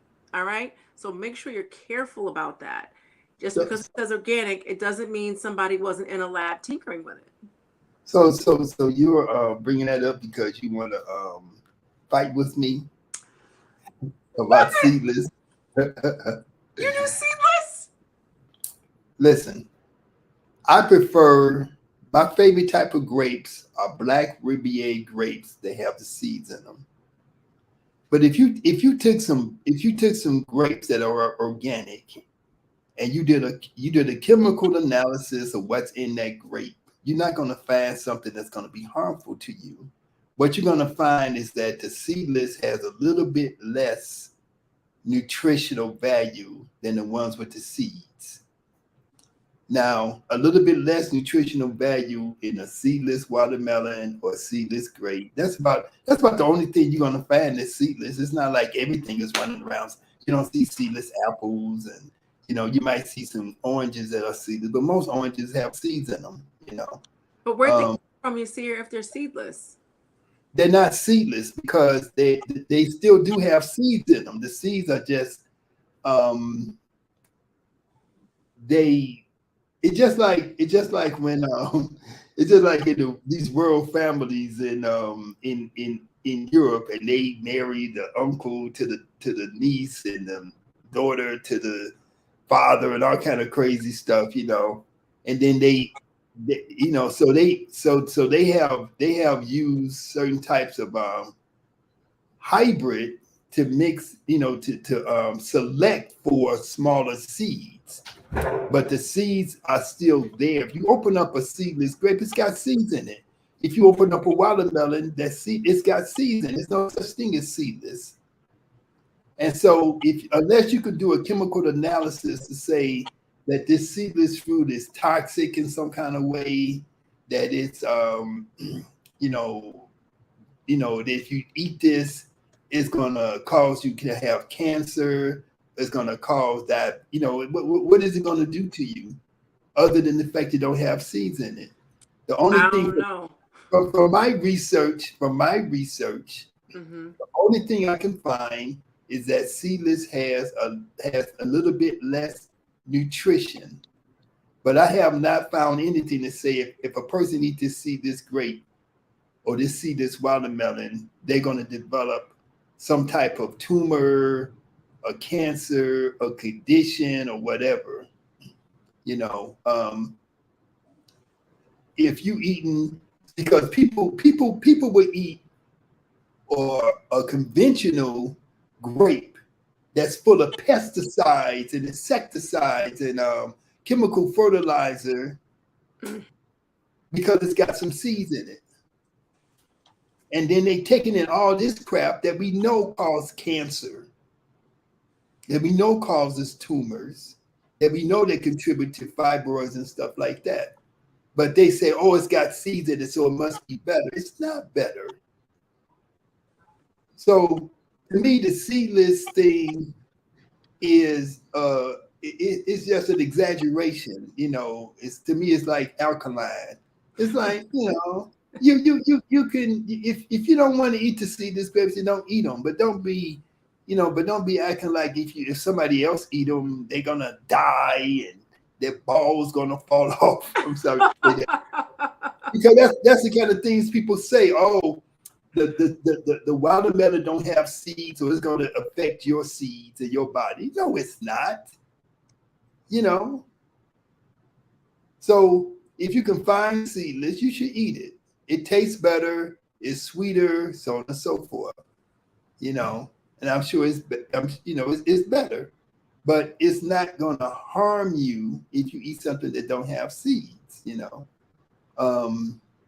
Because you have to have a reason. You have to say, when I did a chemical analysis of this plant that was grown with this technique that causes things to have smaller seeds, not seedless. Seedless is a marketing term. They do have seeds. Look at your watermelon; it's got seeds in it. It's just smaller, but it's not going to make your reproductive organs smaller because you ate a slice of seedless watermelon. So I know the people that really believe in that, they're gonna be like, no, oh my God, how can you say that? They're gonna be like really freaking out. Their head's gonna be exploding. But if you think logically, show me the evidence that when people eat something that's so-called seedless, that it harms their health. A Well, seeded grape that's conventional is way worse than a seedless organic. I agree with you on that with the organic or the inorganic or the conventional. And just like with those skins that you were saying, it completely absorbs it. I do have to say this. There are some people who say, like with oranges or lemons or limes, it doesn't matter if it's organic. It does matter. You can see that they're different. The rinds are different. It feels different and it tastes different. And its effect is different. When I'm fasting, and just doing like a water or tea fast, like no coffee, no cream, just water and tea. And I'm using lemons because that helps with digestion and moving your bowels. Now, I don't have any problems with that. Your girl boots the shop and regular since day one. However, when you're detoxing and cleansing, you do want to use lemons sometimes if that's a part of what you're doing, or fasting, right? And I have tried regular lemons or conventional lemons versus organic lemons. There is a noticeable difference, especially if you're using the enemas and you're working on the colon cleansed part of it. All right. So don't believe that hype when they say if you can pass on the organic lemon, lime, oranges, and the fruits that have that kind of skin. Don't get organic as often as possible. Okay. And just like what Yirser said, think outside the box. Let's say the four of you, let's say you and your homies, four of y'all, you want to eat healthier, you start getting the crates of apples and the crates of oranges, or the crates of seed less, meaning less seed grapes, as per Yirser, and things along those lines. Okay. I know from my own personal experience that you can tell the difference between a conventional lemon and an organic lemon. Now, here's a good question. Well, What is, oh, I'm sorry. let me say this about the oranges, about the citrus fruits. I don't know how up to date my information is, but this is just over the years. Mhm. It's always been assumed that citrus fruit that comes in from Florida are less sprayed with, pesticides and chemical fertilizers than the ones that come from California. So that's always been the information that I've had, but I haven't checked it out or verified that in some time. But What's the reasoning for that? Do they tell you why Florida has less chemicals on it than the ones from California? Just because of the climate, I don't really know. Florida's, even though California is warm, Florida is more tropical. Yeah, Southern Florida, Miami is in some of the hardiness zones. So when you're gardening, just really quickly, there are different zones that run horizontal. For the most part, they run horizontal, and basically it's based upon temperature, humidity, sunlight, and water, the amount of rain, and so that lets you know what you can grow, when, how long your planting season is, how long your season is, right? So I live in the Northeast, and the hardiness zone is pretty much the same. In well, it's different, but I'm from Connecticut. Even in Connecticut, I think there are like two or three different hardiness zones in Connecticut. And so just because it's one state, it doesn't necessarily have the same growing capabilities. So when you look at Florida, South Florida, Miami has is more similar to the Caribbean than you would psychologically think of the United States. So I would imagine that they need less of something because they have so much heat. Maybe the heat kills the whatever the problem is. I don't know, but it definitely has to do with the climate because Miami is hot and moist, like a Yeah. freaking yoga classroom. But like I said, I don't really know, but Hmm. it's something that people can research. But if like what the brother was saying about not having a lot of money, sometimes if you can get you some um, conventional oranges grown in Florida, it might be okay. But the thing you have to look at is that those oranges are probably going to be sprayed. A lot of times when you touch those oranges, you get that orange stuff on your hand. The best oranges actually come from Jamaica, but the oranges in Jamaica, they look kind of greenish and they kind of look beat up. And so the food industry has decided not to market those oranges in the United States because they have programmed people in the United States to only recognize oranges that look perfect, you know. And so the ones in Florida, they actually spray them with stuff, you know. So I don't know how good it is really to eat that stuff, you know. But you can wash it off the surface, but you know, it's better to just get organic and keep on stepping. That's crazy. How do we get these green or non-orange oranges from Jamaica in the United States? How do we get them? Just get on a plane, go down there, get you a bushel of them. They sell big bags of them on the highway, on the street. All right, cool. But I don't So know where you get them. J-Hop asks a really good question. Before I ask this question, Kurtz, Sally, you said Sebi did. Can you put in the chat what Sebi did? Okay. Now, J-Hop asks a really good question, or poses a really good question. What is the argument that it doesn't matter what you eat because the disease runs in the family? Well, you do have diseases that are passed on from generation to generation. An example of that would be type 1 diabetes. And I know about this through, my own personal family history, the type 1 diabetes. I have a son, I have a daughter. I have a son and a niece who died from complications of type 1 diabetes. So I know that's a real thing. Right. And diet,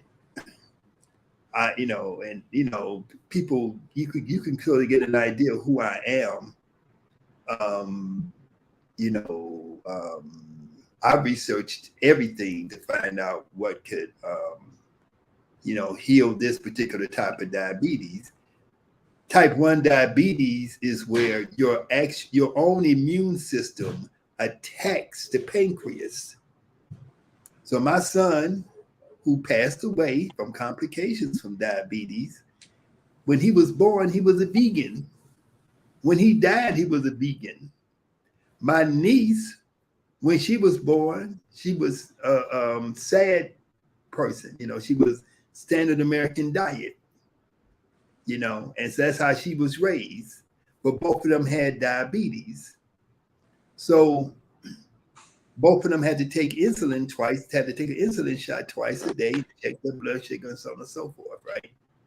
And so you can't say that diet can heal everything. Right. But the percentage of people with diseases that cannot be affected by diet is very, very small.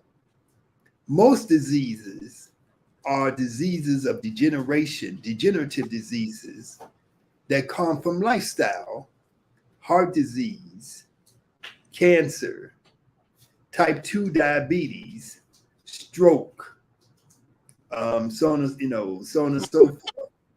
These diseases can be avoided, and these diseases can be healed by changing your diet. So it does make a difference, even if it runs in your family. Running in the family simply means that my great-grandmama, my great-grandfather, my grandparents, my parents, me, we all be eating the same thing, generation after generation. So we all have clogged arteries because we eat food that clog the arteries. Right. That's food right. that we consume in our family, like if you remember that old movie Soul Food, right? And The big mama, she kept they called her Big Mama. She kept the whole family together because she would serve them all this greasy, so-called soul food that brought everybody together.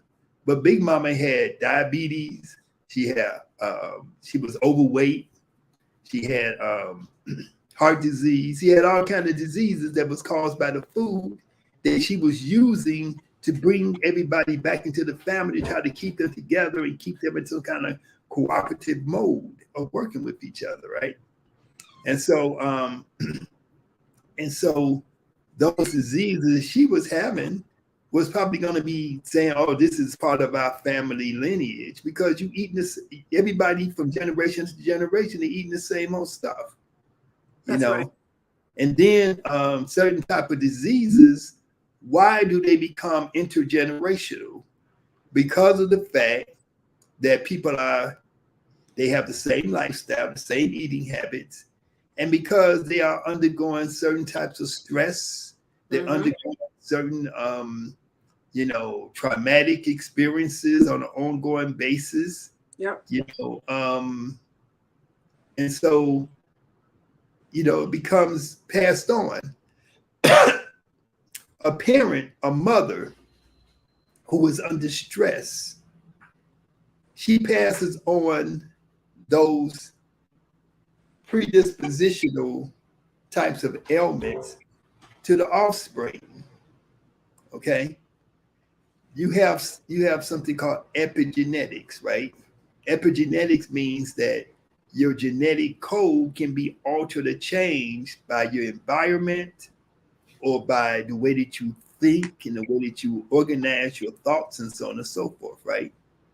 And so now we have now we are to the point in as African people, the descendants of enslaved Africans who have experienced distress generation after generation after generation.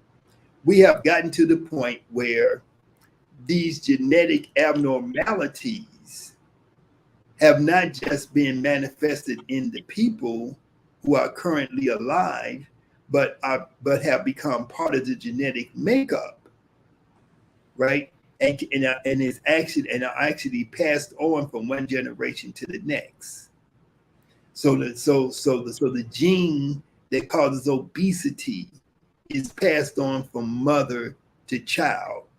The gene that causes that predisposes a person, I ain't gonna say cause, but predisposes a person towards heart disease or stroke is passed on from mother to child because of changes in the damage to certain Genetic. cells. It's beginning for T. That was part of my little PowerPoint I was going to do. The tetrameres or something like that? Yeah, telomeres. Telomeres, yeah. Yeah, because the damage to the telomeres, that damage has been institutionalized, so to speak, within the body. And then that damage can be passed on. So telomere, you look at a telomere like you look at the end of your shoestring, and the end of the shoestring has a little plastic wrap at the end. But then when that plastic come off, you see the little fibers of the shoestring, and you can't stick the string into the hole anymore when you try to tie your shoe or lace up your shoe. And that's what telomeres are. The telomeres hold the end of the genes together. And so the genes start to unravel. And so that's called genetic damage. And so that's caused by, and so you could do that within your own body by overeating, by eating the bad food, by smoking, by drinking, all those type of things. And people with melanin, which is us, we have a higher predisposition to becoming damaged by things like cigarette smoke, environmental pollutants, poor diet, because melanin, it gives you an advantage, but that advantage has to be cultivated. That advantage, you have to feed yourself healthy food in order for that melanin to really do what it's supposed to do. So, and to be brief or to be concise, it is, with the exception of diseases like type 1 diabetes, sickle cell, Yeah, sickle you know, cell. diseases like that, we have a choice. We have a choice in how we want to take care of ourselves. Okay. Sometimes it's harder to make that choice than others. I will agree with that, because good health has a high price on the front end, and poor health has an even higher price on the back end. That's the way our society here is designed.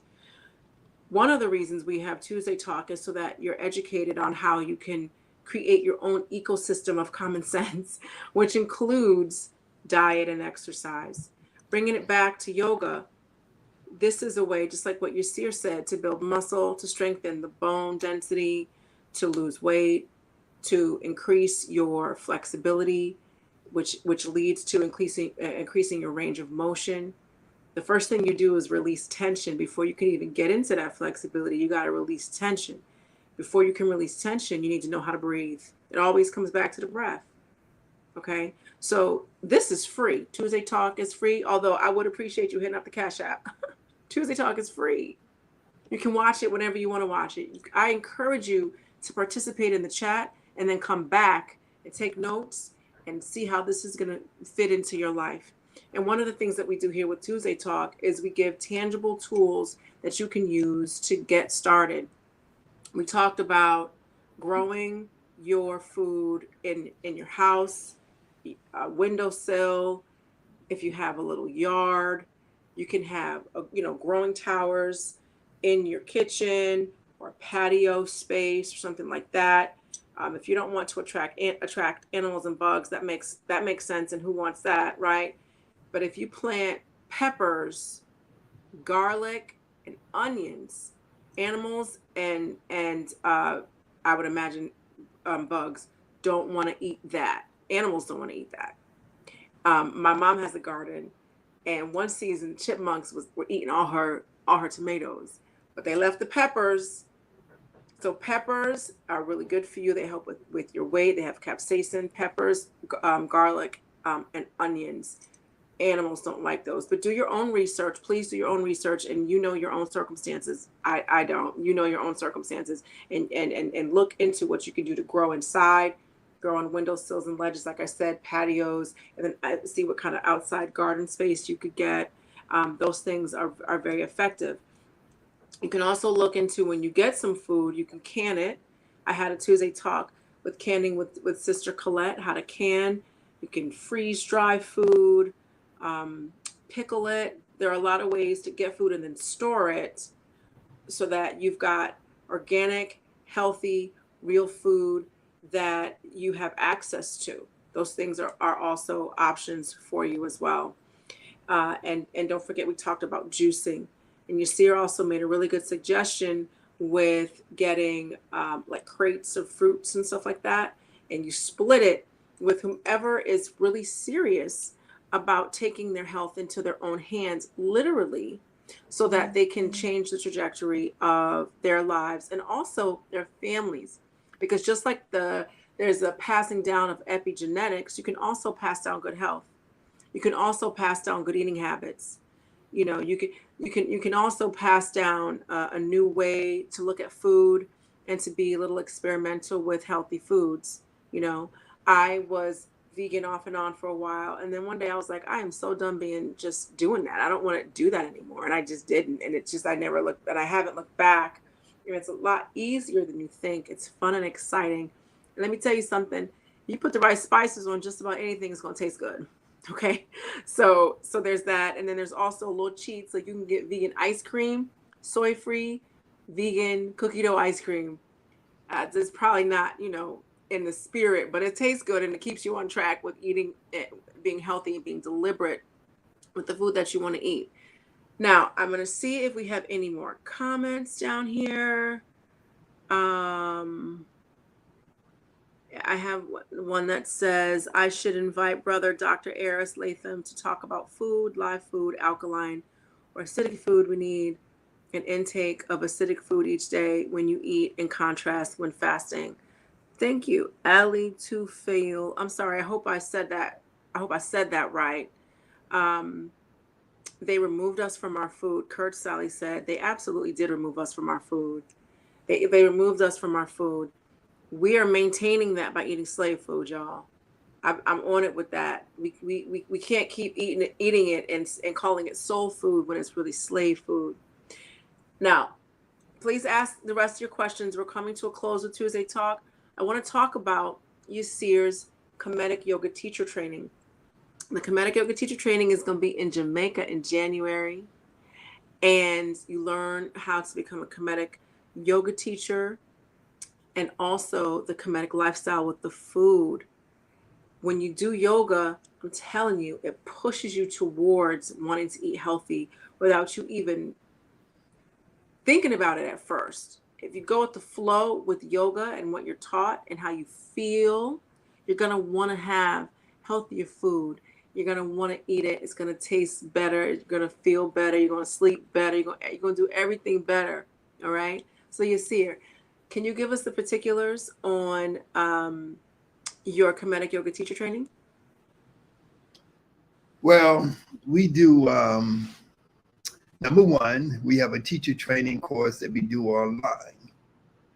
And if you go to our website, kemeticyogaskills.com, you can click on the different options that we have for teacher training. And so one of the options is an online course.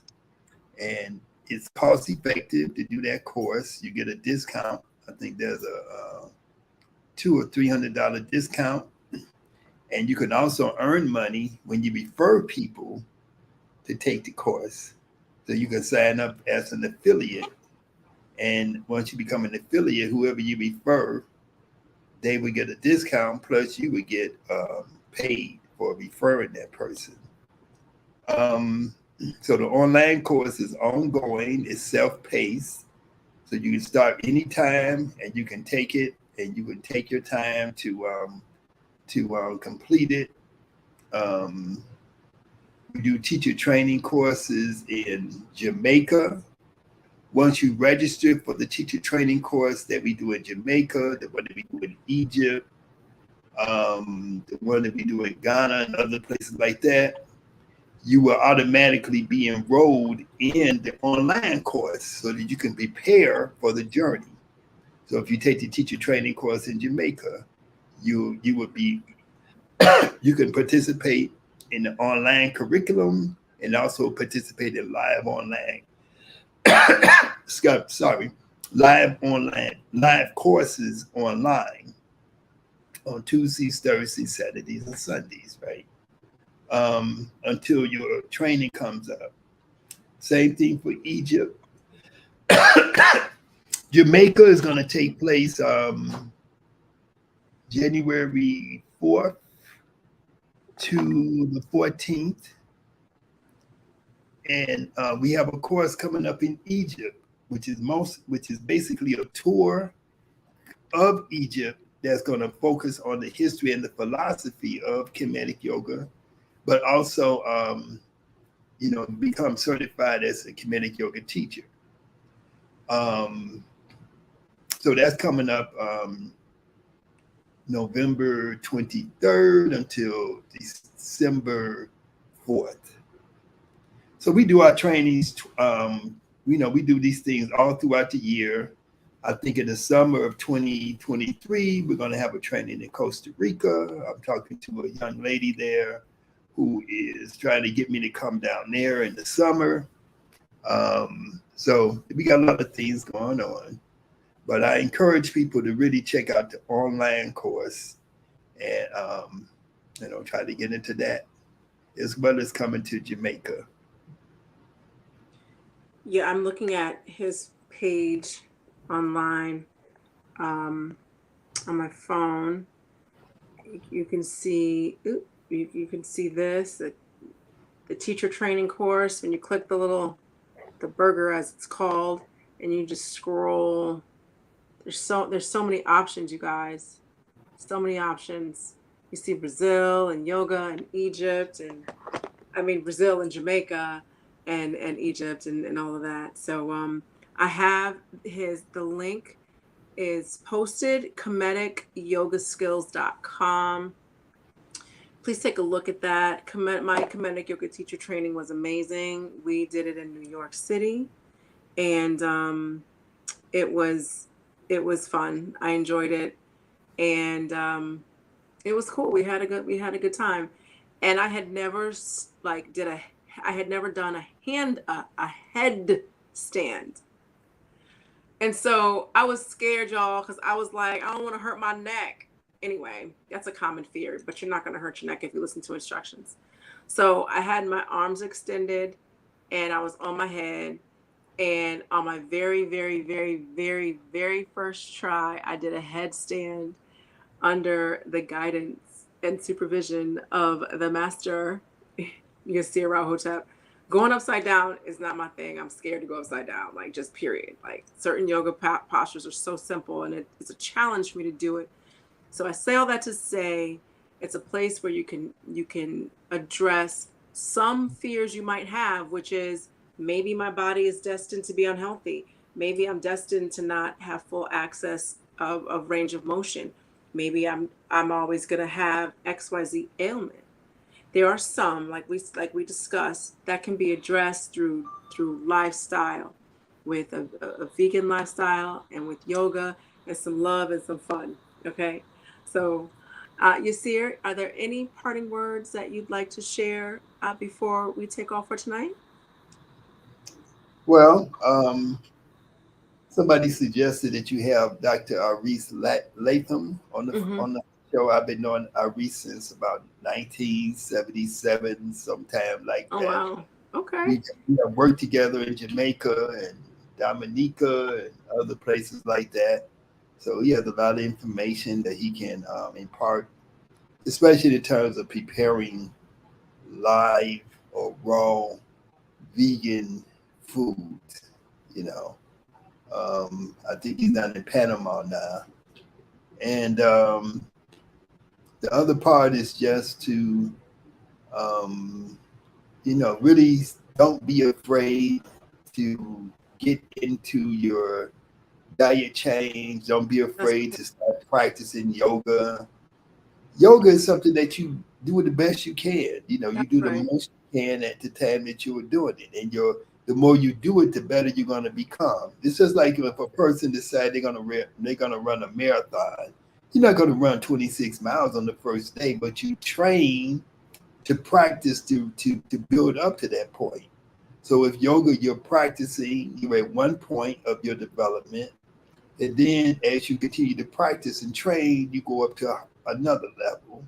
And as your diet improves, as your practice habits improve, your body will change. Your That, mind will change, and you would notice all these different transformations that are taking place within your being.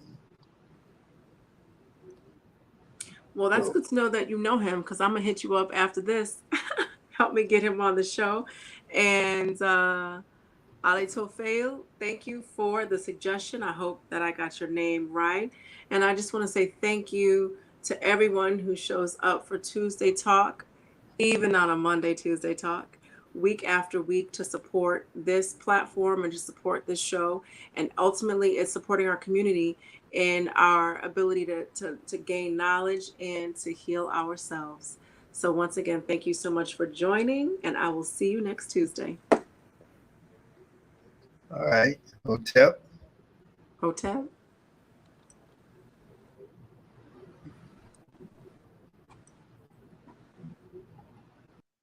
There we go.